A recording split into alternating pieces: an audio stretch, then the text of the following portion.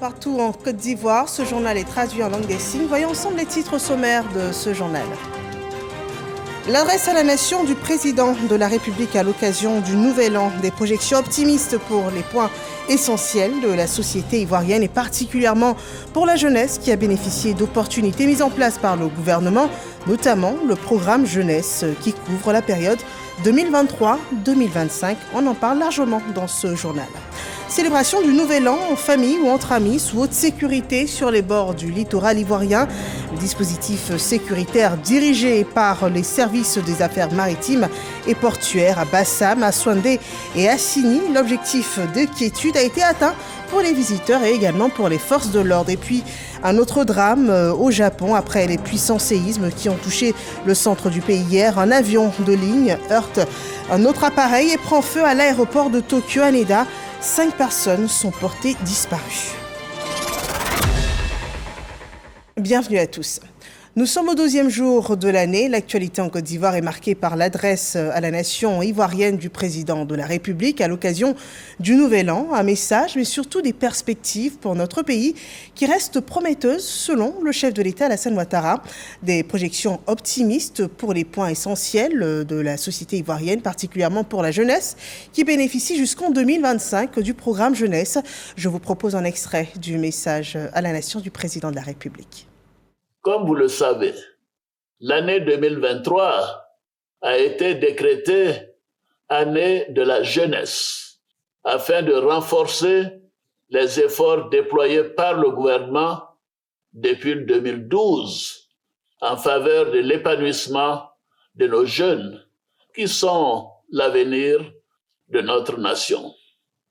Dans ce cadre, le gouvernement a adopté le programme jeunesse du gouvernement sur la période 2023-2025 pour un montant de 1 118 milliards de francs CFA, dont 361 milliards de francs CFA pour la seule année 2023.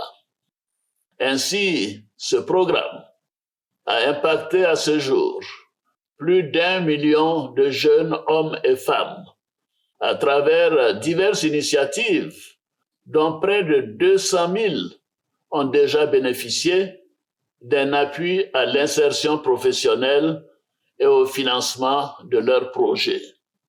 Un accent particulier a également été mis sur la formation avec le lancement des travaux de construction de 14 établissements techniques et professionnels et l'ouverture de l'université de Bandoukou, qui porte désormais à 9 le nombre d'universités fonctionnelles dans notre pays, contre seulement 3 en 2011. Une 10e université verra bientôt le jour à Odiéné. Je note avec satisfaction que notre jeunesse est de plus en plus responsable et prend conscience de son génie, de sa force et de ses capacités. Notre devoir est d'accompagner efficacement cette dynamique en faisant de la formation, du travail et de l'éducation civique le socle de leur épanouissement et en favorisant l'émergence de champions nationaux dans tous les secteurs d'activité. Voilà un extrait de l'adresse à la nation du président de la République qui montre bien que 2023 aura été une année d'opportunités pour la jeunesse ivoirienne. Formation, entrepreneuriat, appui à l'insertion professionnelle. Le président de la République a d'ailleurs souligné le dynamisme des initiatives. C'est une jeunesse qui crée de la valeur et qui est soutenue par le gouvernement ivoirien. On le voit dans cet élément de Khalil Diomandé. On la présente comme la pionnière du fast-food à l'ivoirienne. Angola Akuba, 34 ans, est déjà la tête pensante de la première chaîne de restauration rapide, spécialisée dans la gastronomie ivoirienne. Diplômée d'un master en administration des affaires aux États-Unis, elle décide en 2021 de se lancer dans ce secteur, jusque-là dominé que par des enseignes internationales. L'idée est venue du fait qu'on n'avait pas vraiment de chaîne de restauration rapide qui valorisait vraiment la culture culinaire ivoirienne.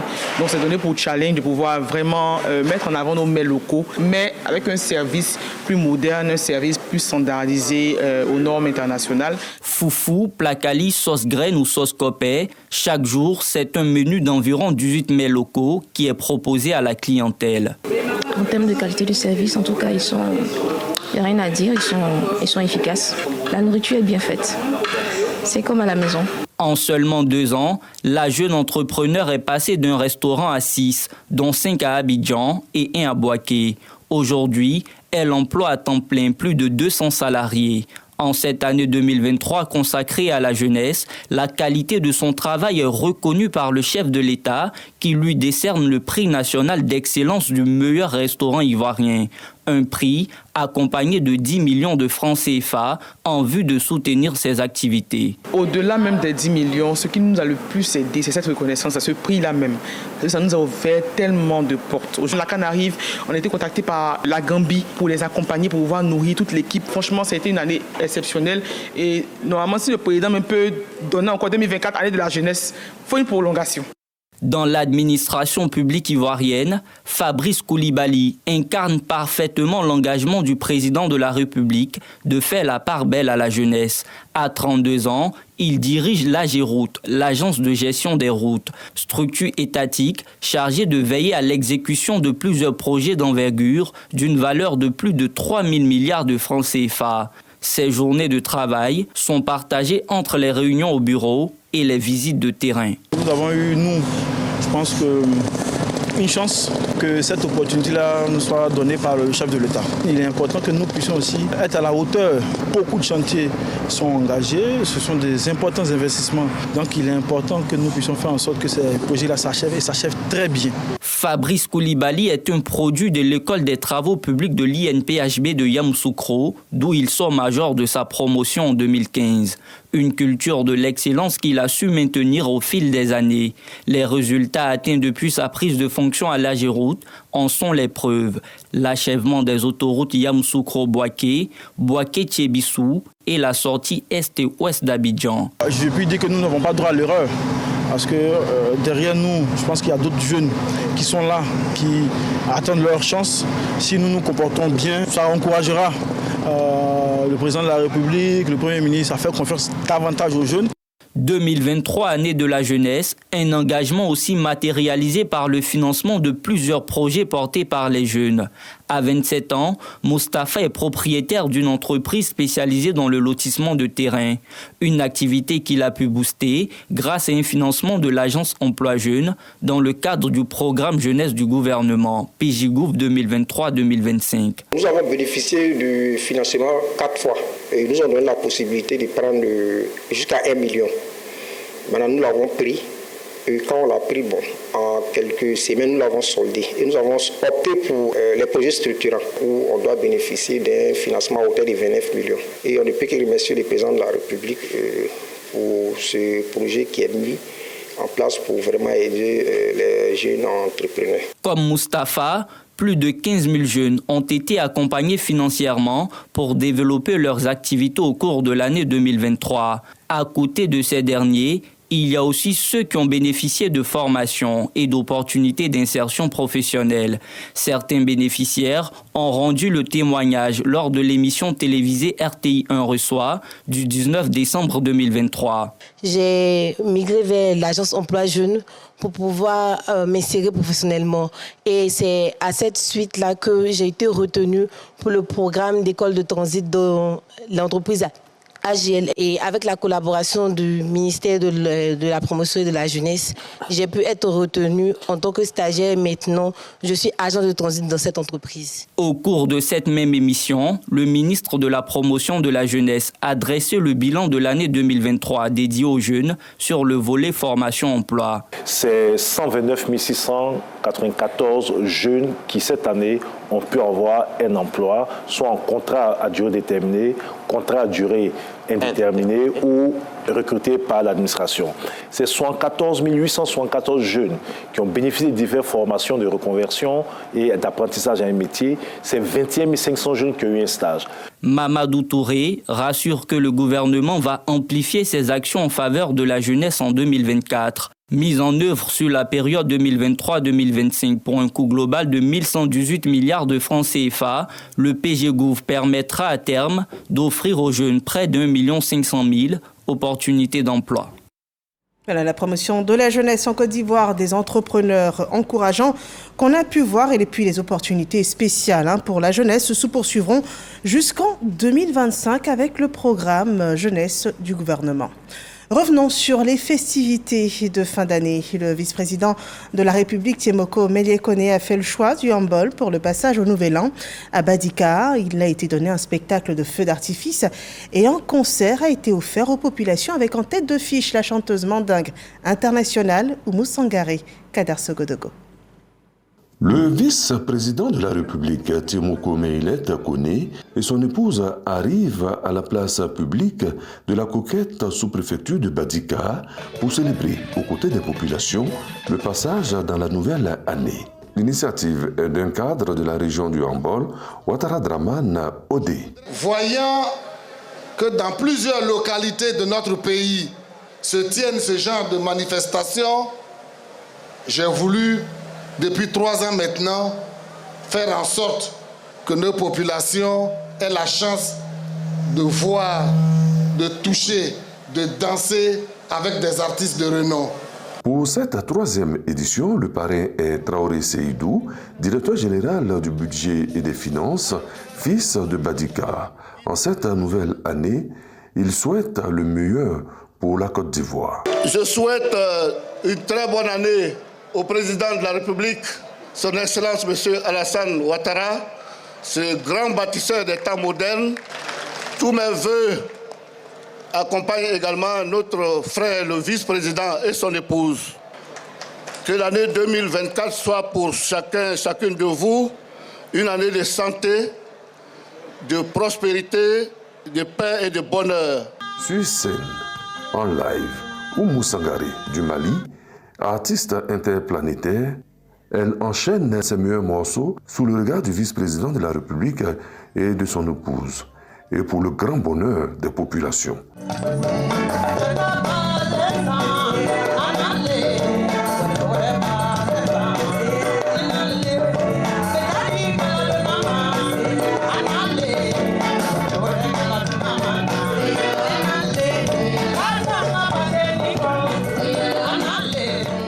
Il est également à noter le feu d'artifice géant de minuit. Il aura illuminé le ciel de Badika. Et voilà un tableau de réjouissance qui illustre bien aussi la traversée 2023-2024 à Ferkessédougou avec le ministre d'État, ministre de la Défense Aîné Birahima Ouattara. Reportage de Kader Sogodogo. Ferkessédougou, le ministre d'État Aîné Birahima Ouattara reçoit les forces vives de la région et de nombreux invités pour le réveillon de la Saint-Sylvestre. À minuit, un feu d'artifice comme pour dire au revoir 2023 et bonne arrivée 2024. C'est d'ailleurs le moment des vœux. 2024, les perspectives sont meilleures. L'année de la jeunesse, elle continue. D'ici à 2025, les jeunes auront ce dont ils ont besoin. Et puis la CAN. Je souhaite plein succès aux éléphants. Mes meilleurs vœux et à toute la Côte d'Ivoire, en particulier à la région du Tchologo. La paix, rien que la paix. Une année de paix qui puisse nous permettre effectivement d'amplifier les acquis de 2023. Et nous espérons que l'année 2024 va nous permettre de poursuivre effectivement cette croissance dans laquelle nous sommes inscrits. Et cela ne peut se réaliser que dans la paix et dans la solidarité. Les vœux de santé, de bonheur au ministre d'État, à sa famille, à tous les gars de Tchologo et au premier des Ivoiriens, son excellence le président Alassane Ouattara. Et souhaiter la paix, le développement pour la Côte d'Ivoire. Le ministre d'État a également des vœux. Cohésion, paix, développement en sont les grands axes. Je voudrais, au début de cette nouvelle année, présenter mes vœux de bonne et heureuse année à toutes les personnes ici présentes. Que 2024 soit une année de bonheur, de réussite, de plein épanouissement et de réussite dans vos projets individuels, pour vous-même, vos familles.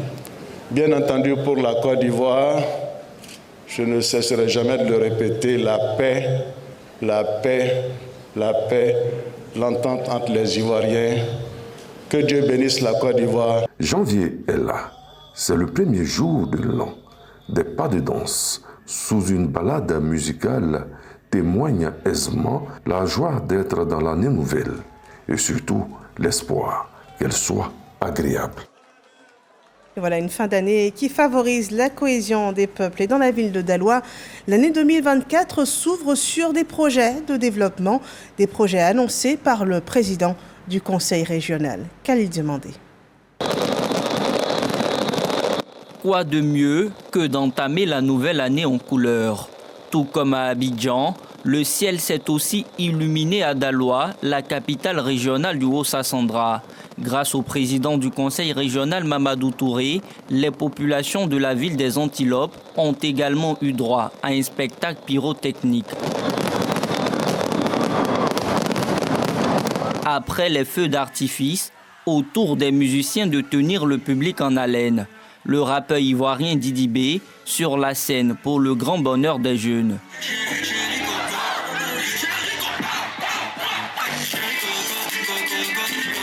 Nous sommes super heureux vraiment d'être ici au concert de Didi B.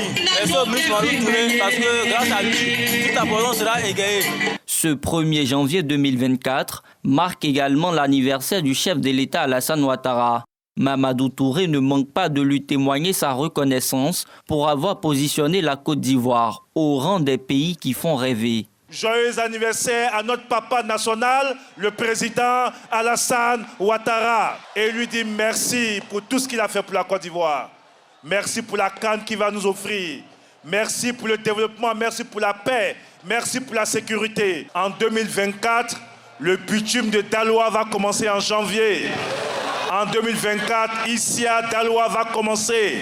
Pour la Coupe d'Afrique des Nations de football qui s'ouvre ce 13 janvier, Mamadou Touré indique que la ville de Daloa abritera le plus gros village de la CAN. Et voilà donc divers plans de célébration avec un seul objectif, passer en toute quiétude ces fêtes de fin d'année.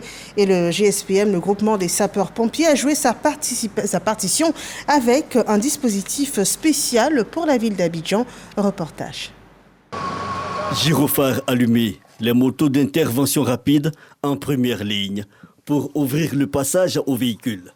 Les éléments du groupement des sapeurs-pompiers militaires peuvent entamer cette visite des PAPS, postes d'alerte de premier secours. 3 communes sur la feuille de route, Cocody, Koumassi et Plateau. Le chef de corps du GSPM sur chaque PAPS mobilise les troupes avant de s'enquérir de l'état des lieux. Bon messieurs, à vous de vous promener, de voir nos concitoyens s'ils se portent bien. Nous sommes prépositionnés en cas d'incident pour la sécurité des populations qui sont en fait dans ce. En route pour le plateau, une information d'incendie parvient au chef des opérations. Il entre aussitôt en contact avec les équipes sur place. Le premier engin s'est-il déjà présenté? Le fourgon 21 s'est présenté en attendant que les agents GP 21 se présentent au colonel. Reçu. Le chef de garde a-t-il passé son... Un incendie maîtrisé quelques minutes plus tard, selon le lieutenant-colonel Boni. Cette tournée des PAPS prend fin sur le site de la Smart City. Le chef de corps du GSPM fait le point. Pendant ces fêtes, nous enregistrons un nombre d'interventions supérieur à la moyenne. Il faut dire que la moyenne est de 104. Et depuis le 22 décembre, nous enregistrons les interventions varient dans l'ordre de 130-134. Pour la nuit du 31 décembre au 1er janvier 2024, le groupement des sapeurs-pompiers militaires a pu intervenir à plusieurs reprises. Bilan, plus de 90 accidents, 9 incendies et 24 personnes prises de malaise secourues. Un élément commenté par Franck Quadio, c'est un élément de Ismaël Evrard Déo. Et on a pu aussi remarquer la fluidité de la circulation du trafic routier à plusieurs endroits de la capitale. Un événement bien réparti par l'AMUGA et bien aussi géré par cette agence qui aide également les services de police sur nos routes. On le voit dans ce reportage Ismaël Déo Evrard. 22h, les agents de l'AMUGA, autorité de la mobilité urbaine, dans le Grand Abidjan mettent le cap sur Yopougon. 2 carrefours, Sipourès et Sable, sont objets de visite dans le cadre de la fluidité du trafic routier en cette période de fête de fin d'année. Ici, l'adjudant-chef Diarasuba de la police municipale, point focal de la MUGA, et ses éléments accompagnés de la police nationale sont en mission. Notre mission, c'est de gérer la fluidité sur notre zone de compétence qui est Yopougon. Nous avons 18 points d'observation qui nous permettent de gérer au mieux la fluidité. Souvent, on va jusqu'à 2 h du matin, selon les difficultés et puis les embouteillages constatés. Trècheville, seconde étape, circulation fluide au niveau de la gare de Bassam, mais également sur l'échangeur de l'amitié ivoiro-japonaise. Les usagers s'en réjouissent. Il faut un bon travail parce que, si tu vois, je dis ça, on a besoin d'aide. En fait, parfois, toi-même, le chauffeur, tu es dans l'embouteillage, tu as m'aidé, mais tu ne sais pas quoi faire. Parfois, quand ils sont là, ça ne nous aide pas. Au départ, on ne savait pas c'était quoi. Donc, c'était un peu bizarre. Mais maintenant on sait qu'ils sont là pour vraiment gérer la circulation. Nous, ça nous arrange. Même constat à Marcory. Le directeur général de la MUGA fait le point. Aujourd'hui, il y a beaucoup de trafic. Tout le monde veut arriver vite. Mais en même temps, la route, vous avez vu qu'il y a beaucoup de chantiers qui se déroulent un peu sur nos voies, ce qui diminue un peu les capacités des voies. Mais il faut être patient, attendre son tour. Les lignes, je pense que les aides des régulateurs et la police qui sont là, leur rôle c'est donc d'aider à ce que les carrefours puissent bien fonctionner et que chacun puisse avoir son tour de passage et que ça se passe bien. Et voilà, cette célébration du Nouvel An a été pour beaucoup une période passée en famille ou entre amis. Certains ont choisi l'évasion qu'offrent les bords du littoral ivoirien. Le dispositif sécuritaire a été dirigé par les services des affaires maritimes et portuaires. Et ce service a sécurisé les plages de Bassam, Assouandé et également d'Assini. Objectif de quiétude atteint, on le voit dans ce reportage de Frédéric Oulaï et Abdoulaye Koné. La période des fêtes, les plages connaissent un regain d'intérêt. À Assouandé, les amoureux de l'eau et autres visiteurs affluent sur les rivages. Considérés comme des sites de détente et de loisirs, les plages sont le plus souvent la cible de menaces sécuritaires. Les plages sont relativement propres et elles sont fréquentées. Il y a aussi la présence de nos agents. L'opération Espadon, qui est de rendre nos plages propres, fréquentables, et aussi assurer la sécurité des biens et des personnes de ceux qui visitent ces plages-là. Autre plage, celle de Grand Bassam.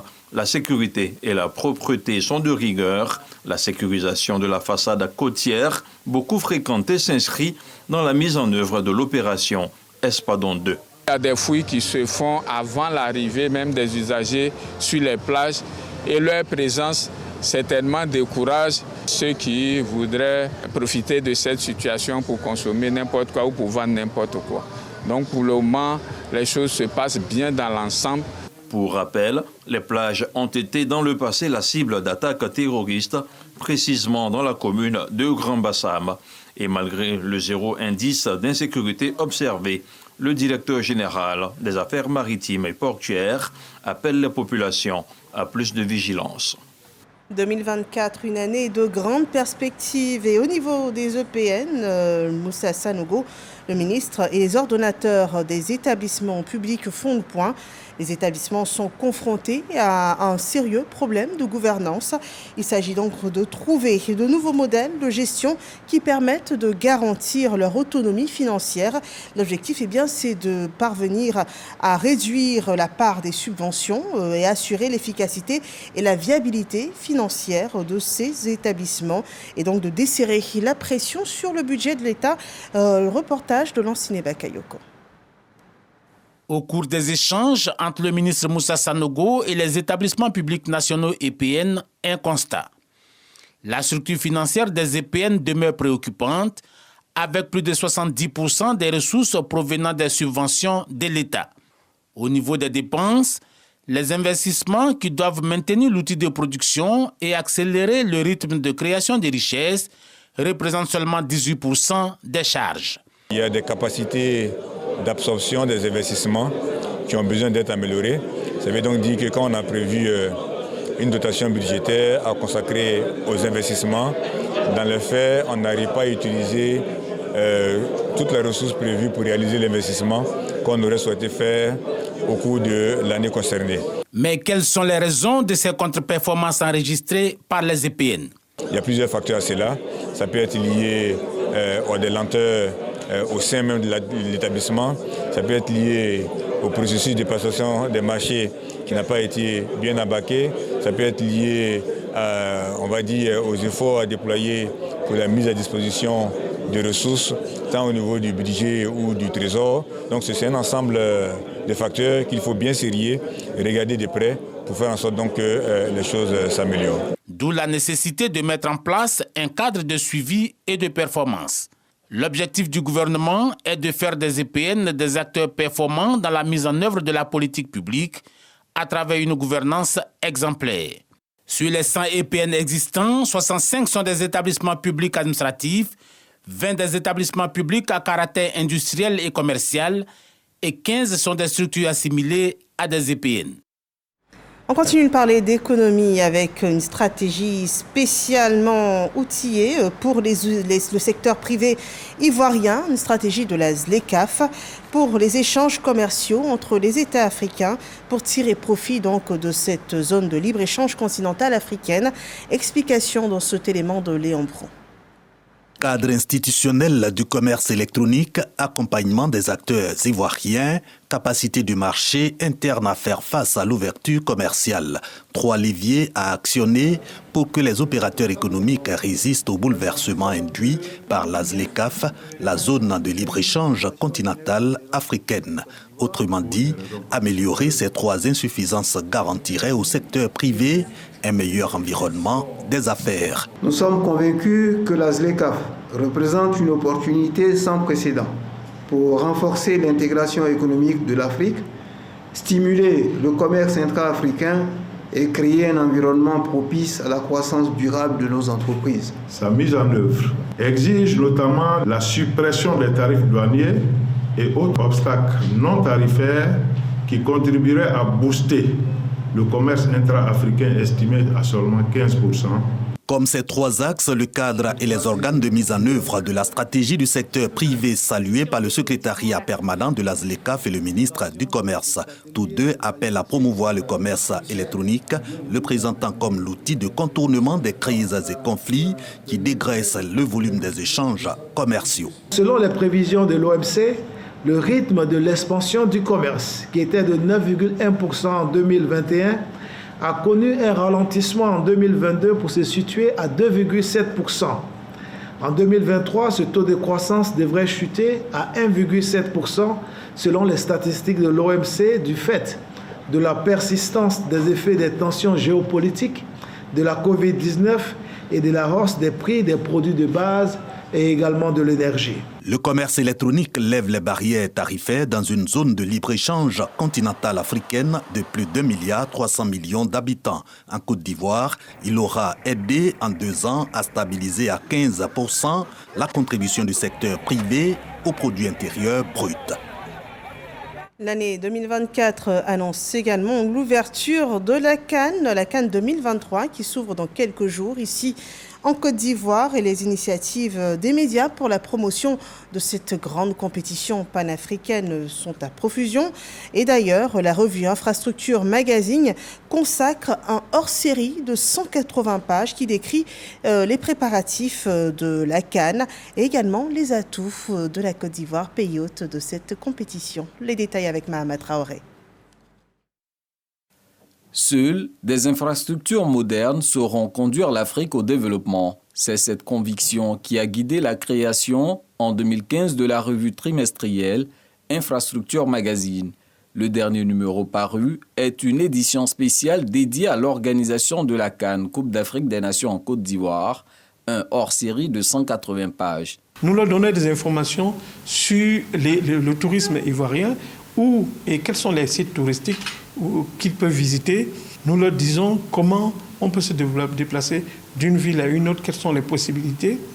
Et même sur le plan de la santé, nous voulons dire aux Africains qui viendront ici en Côte d'Ivoire que si vous venez en Côte d'Ivoire, vous pouvez vous soigner dans de meilleures conditions. Infrastructure Magazine est aussi le promoteur du prix du bâtisseur africain de la décennie, destiné à primer les chefs d'État des pays africains pour leur réalisation. Vous avez construit une autoroute de 100 km, vous avez 2 points. Si vous avez une autoroute de 300 km, vous avez 6 points. Ce n'est pas sorcier. Et si vous avez un taux de connectivité sur le plan de l'électricité de 80%, vous avez les points. Donc, ce n'était pas en même temps sorcier, mais c'était une manière de valoriser nos dirigeants. Après délibération, le jury a décidé d'octroyer le prix du bâtisseur africain de la décennie au président Alassane Ouattara. Et l'actualité internationale à présent avec un nouveau drame au Japon. Un Airbus A350 de la compagnie Japan Airlines a pris feu ce 2 janvier à l'aéroport de Tokyo. La cabine de l'Airbus est en flammes et les secours sont à l'œuvre. L'avion aurait percuté un autre appareil, une possible collision avec un appareil des gardes-côtes japonaises. Les 367 personnes à bord ont été évacuées. 5 personnes sont mortes.